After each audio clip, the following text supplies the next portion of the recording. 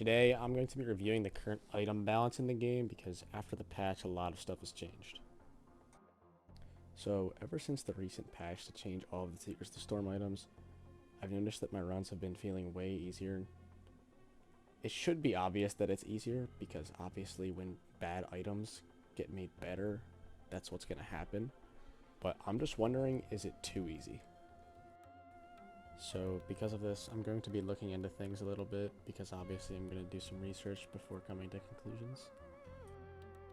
So one thing I'm going to be looking at is like the ratio between the good and bad items in the game. I'm going to be looking at this ratio in like 3 different periods of time. First in Survivors of the Void, then the release of Seekers of the Storm, and then post patch 1 for Seekers of the Storm.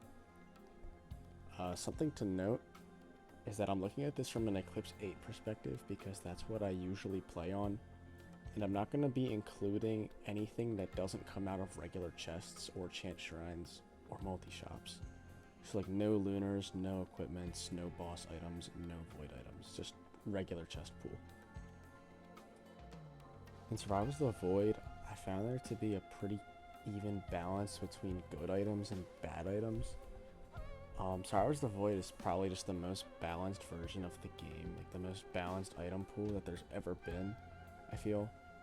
But Seekers of the Storm release is where the problems really start. Basically every item in Seekers of the Storm was just really bad, besides a select few. Especially in the white pool, where only Chronic Expansion was like somewhat decent, but even then it was still C tier. Anyways, if you played on Seekers of the Storm release, you would know how bad it was. But right now we're here to talk about the current balance of the game. Thankfully, after a bit of waiting, the first patch on the roadmap for Seekers of the Storm came out, reworking basically every item that was bad before. So now I'd say that easily every single item in Seekers of the Storm is really good now. If not really good, it's just good. Like, I don't think there's any bad items in the DLC now, but I'm not really here to talk about quantity. The reason why I'm bringing up the whole question of is the game too easy now is because some of these items just have really insane effects.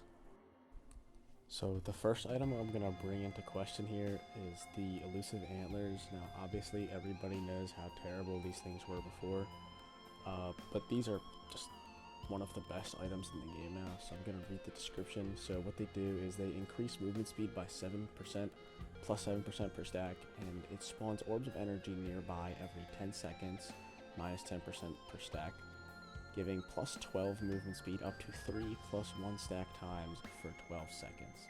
Now, the reason why this is crazy is because on the first stack of it, you're literally getting 43% movement speed. That is just by far the best speed item in the game. And then not to mention that it's 19% more speed per stack, which is more than both Hoof and Energy Drink. And it says that the orbs spawn around you, when in reality, they just spawn right in front of you. So it's not even hard to like keep up your movement speed. Like, not at all.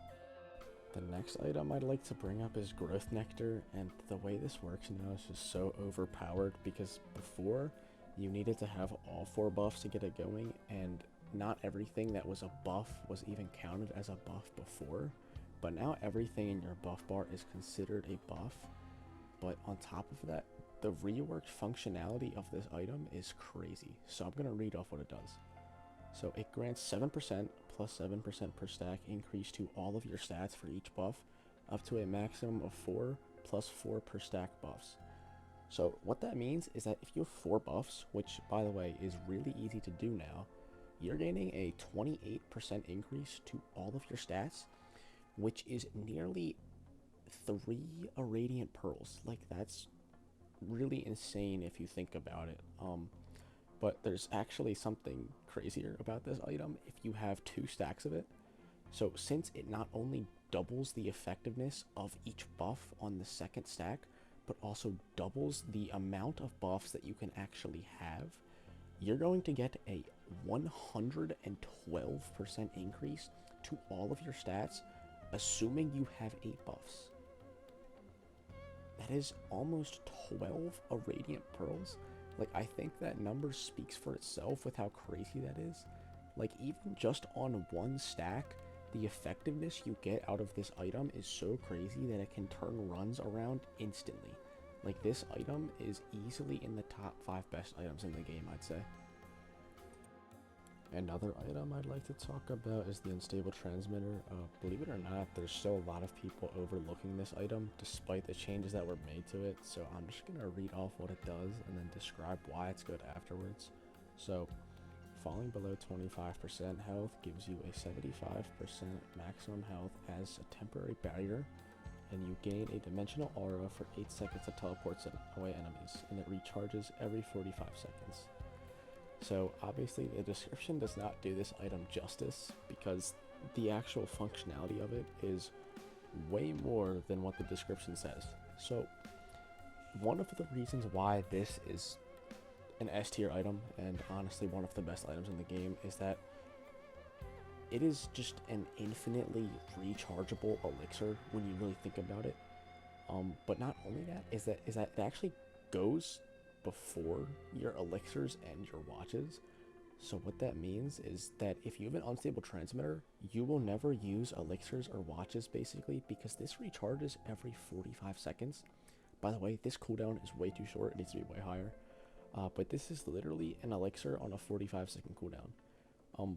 But the reason why this item is really overpowered, and in my opinion the most overpowered thing about it, is that you cannot die to the hit that procs your unstable transmitter. So what that means is that if you're at like 50% of your max life and you get hit by something that would kill you, you just won't die. Because sometimes with regular power elixirs, you'll just die through it, but you cannot die to the hit that procs your unstable transmitter. Which to me is the reason why this is easily an S tier item, and probably one of the best items in the game. So since I don't want to make this video too long, and I don't want it to be 25 minutes long, I'm not going to go and do an in-depth analysis on every single item rework, but what you should know is that basically every single item in the DLC is really good now.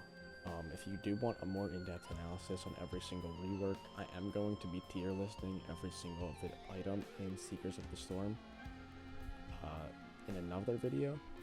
So go watch that when it comes out. I really hope it doesn't take too long for me to make that. That one should be coming out soon after this one, I hope. But basically, like, what you should know about the other items is that, you know, Warped Echo gives you a 30% damage reduction shield that actually works on Void Cradles and Blood Shrines. War Bonds just nukes everything, does a bunch of damage. It, for some reason, has a proc coefficient and also scales all your damage multipliers. Knockback Fin also makes you do a bunch of damage now and also counts as 2 debuffs for Deathmark, which is really crazy. Chronic Expansion also is just way more consistent now. It also makes you do a bunch of damage. It's just so much more usable. For some reason, the devs decided to buff Long-Standing Solitude, even though it was already really good. Like, there's just so much crazy stuff in these reworks. Bolstering Lantern is just like a really consistent source of attack speed. Noxious Thorn is amazing AoE if you have 1 gasoline, and you know, like, Luminous Shot is also better now. Like, it's just crazy. So to actually answer the question that this video is about, is Risk of Rain 2 too easy right now? I'm gonna have to say yeah, because a lot of these items just have number issues. Like, I feel like Elusive Antlers, for example, just have really big numbers. You just get so much stats from them. I feel like Elusive Antlers, along with several other items in this DLC, really need to be tuned down a bit, and then I think the game will be relatively balanced. So do your Eclipse 8 climb right now while you can. This is by far the best time to do your Eclipse 8 climb if you have not already. But that's gonna wrap things up here, I think. So I'm actually recording this on December 26th, which means Christmas was yesterday. So if you're watching this, I hope you had a Merry Christmas and or Happy Holidays. Thank you. Bye.